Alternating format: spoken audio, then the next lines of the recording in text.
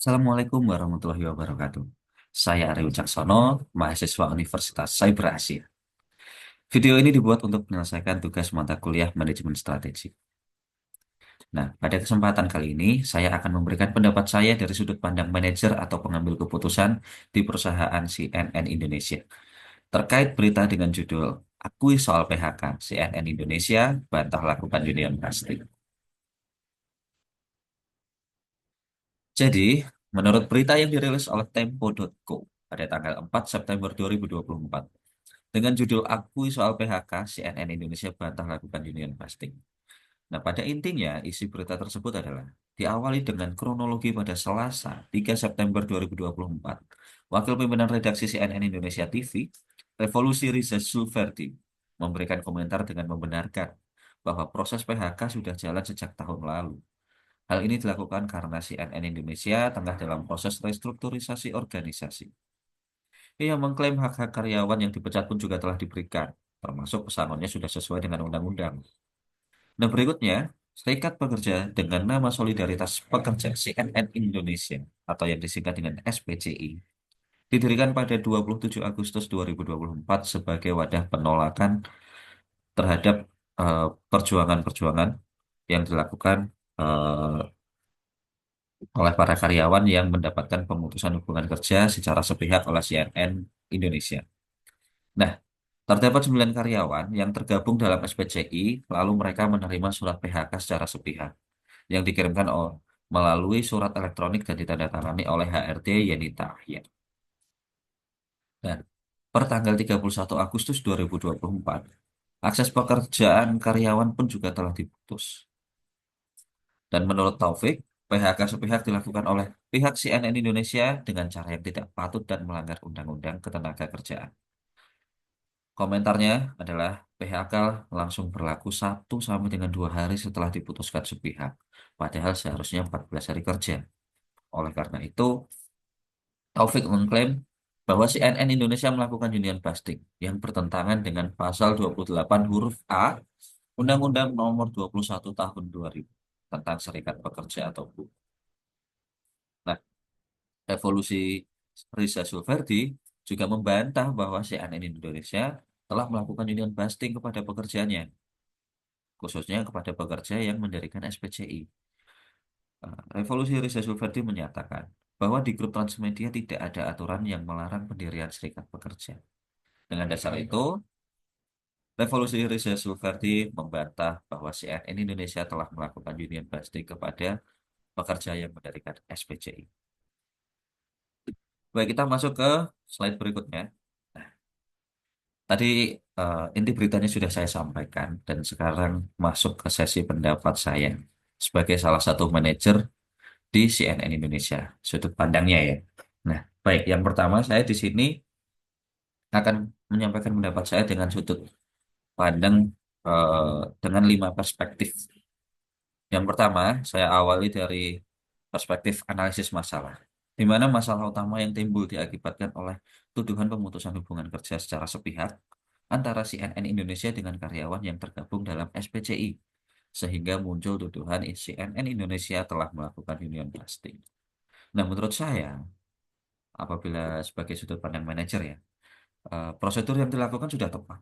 Karena proses PHK ini sudah berjalan lama, sejak tahun lalu. Kan tadi disampaikan seperti itu.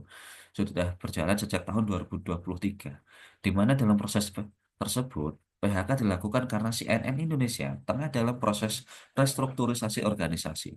Sehingga dengan mempertimbangkan struktur organisasi yang baru dan menghitung beban kerja pegawai, maka diperoleh kesimpulan bahwa pekerja yang bekerja untuk CNN Indonesia saat ini itu adalah lebih banyak daripada jumlah pegawai yang dibutuhkan.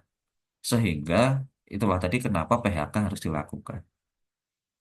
Nah, menanggapi proses yang sudah berjalan sejak tahun lalu, hal itu berarti keputusan PHK tidak dilakukan secara sepihak, seperti yang dituduhkan tadi. Melainkan sudah ada pendekatan dan komunikasi yang dilakukan oleh pihak CNN Indonesia terhadap pegawai yang bersangkutan. Selain itu, hak-hak karyawan yang dipecat pun juga sudah dipenuhi, sehingga CNN dalam hal ini sudah memenuhi kewajibannya sebagai pemberi kerja yang melakukan PHK terhadap karyawannya. Baik, berikutnya perspektif yang kedua.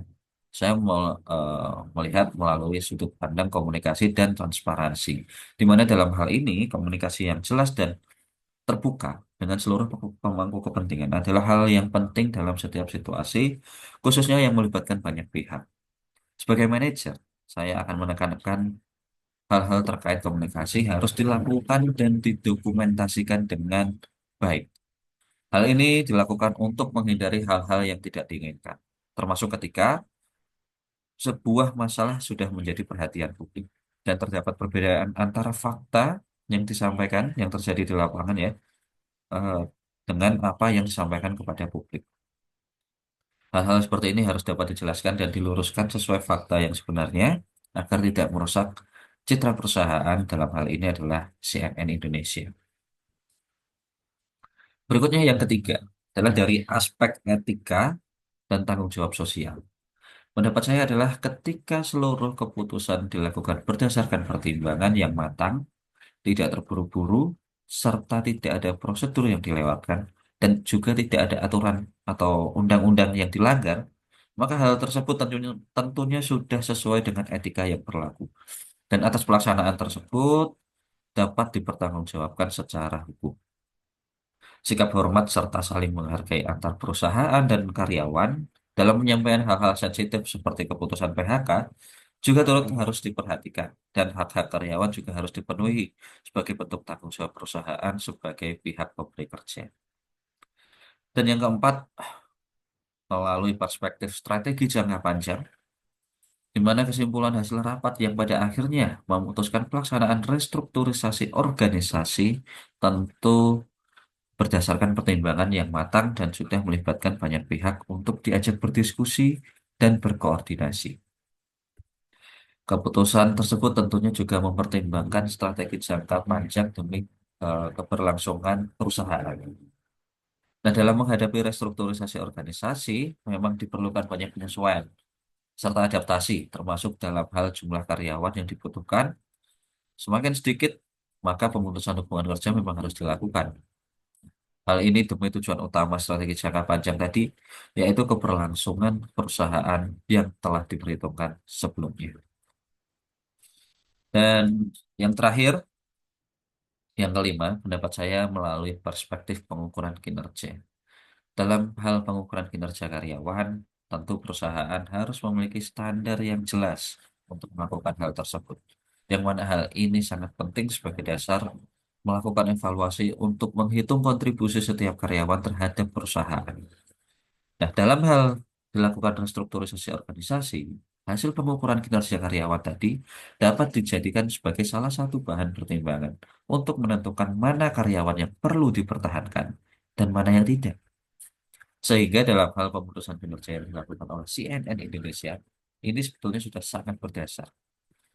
Bukan seperti yang dituduhkan, yaitu karena pegawai tergabung dalam serikat pegawai SPCI, sehingga kemudian karyawan tersebut di PHK. Tidak seperti itu. Baik, ya, sudah slide terakhir. Terima kasih. Sekian yang dapat saya sampaikan.